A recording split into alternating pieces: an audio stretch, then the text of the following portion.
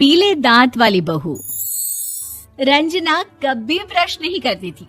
उसे कितनी बार उसके माँ बाप ने डांटा, लेकिन उसका कोई असर उस पर होता ही नहीं था, जिस कारण से उसके दांत पीले पीले हो जाते हैं। शादी के बाद। अरे बहू, वैसे तो तुझ में कोई कमी नहीं है, पर तेरे दांत इतने पीले कैसे हैं बेटा? कैसे मतलब? कोई सर्जरी थोड़ी ना कराई है। वो तो क्या नाम, मैं ब्रश नहीं करती थी तो पीले हो गए। अब क्या करूं? आप कहें तो लाल करवा लूं या फिर काले? यार ये क्या है, क्यों माँ से लड़ रही हो? लड़ रही हूँ? अरे मैं लड़ रही हूँ या ये बोल रही है कि दांत पीले हैं, पीले।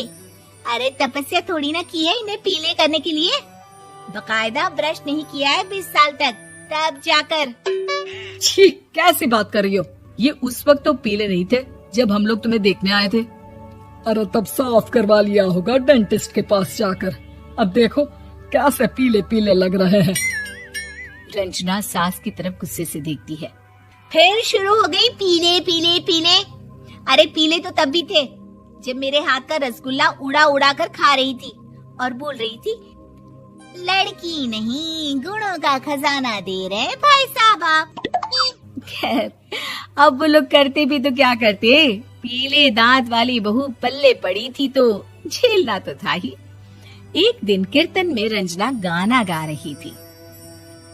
अरे कमला बहन, माँ का द्वार है, यहाँ तो सब शुद्ध होकर आते हैं, फिर अपनी बहू को ब्रश भी नहीं करवाती तुम। दूर से पीले पीले दांत भक्ति में बाधा उत्पन्न कर रहा है।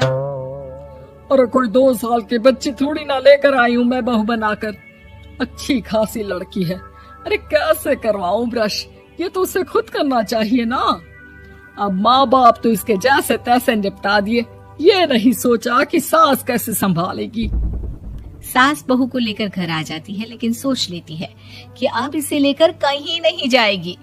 अगले रोज बहू कहती है, अरे क्या हो गया, मंदिर नहीं जाना क्या? कीर्तन का वक्त हो रहा है। मेरी मधुर वाणी से कान्हा जी जागते हैं और सोते हैं। आप तो जानती है ना उनकी भक्ति में कितना मन लगता है मेरा। वो क्या है ना, तबीयत ठीक नहीं लग रही है मेरी, आराम करूंगी मैं। तबीयत ठीक नहीं लग रही? अभी तो मिथुन के गाने पर नाच रही थी आप, और अब बोल रही है कि तबीयत ठीक नहीं लग रही। अरे भक्ति में मन लगा लो सासू माँ, ऊपर जाना है, क्या मुंह दिखाओगी आप? हाँ? सास को बहू की बात पर गुस्सा आ जाता है। मैं क्या मुंह दिखाऊंगी, इसकी चिंता तो ना कर, समझी? अपने मुंह की चिंता कर, जो ये पीले पीले दांत लेकर हर जगह पहुंच जाती है। पता है लोग कितना मजाक बनाते हैं। ना जी ना, मैं नहीं जाना कहीं तेरे साथ। तो ये बात है। कोई ना, मत जाओ, मैं अपने कमरे में ही बैठकर भक्ति कर लूंगी।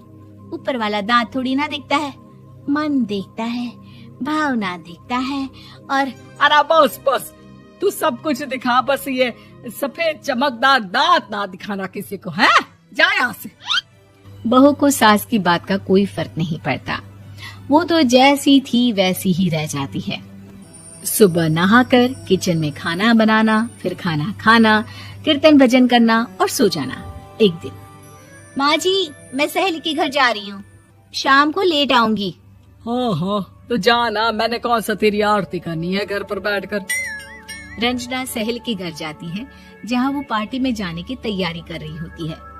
अरे शिखा, कहाँ जाने की तैयारी कर रही है? मैं गलत वक्त पर आ गई क्या?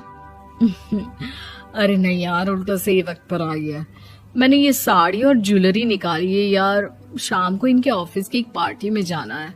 बताना कैसा लग रहा है ये सब? नहीं यार, इस ड्रेस के साथ तो वो वाली ज्वेलरी अच्छी लगेगी। हाँ हाँ सही बोल रही है, मैंने ध्यान ही नहीं दिया। वैसे तो हमेशा से मस्त फैशन सेंस रखती है। तो बड़ा जाती होगी ना पति के साथ पार्टी में। रंजना कुछ नहीं बोलती, बस सोचती है कि यार काश ये बात सही हो जाती, पर मैं क्यों नहीं जाती पार्टी में? क्या इन लोगों की कोई पार्टी होती नहीं होगी? रंजना घर आती है और रात में पति से सवाल करती है, एक बात बताइए, आप मुझे किसी पार्टी में क्यों नहीं ले जाते? क्या आपके यहाँ ऑफिस में पार्टी नहीं होती?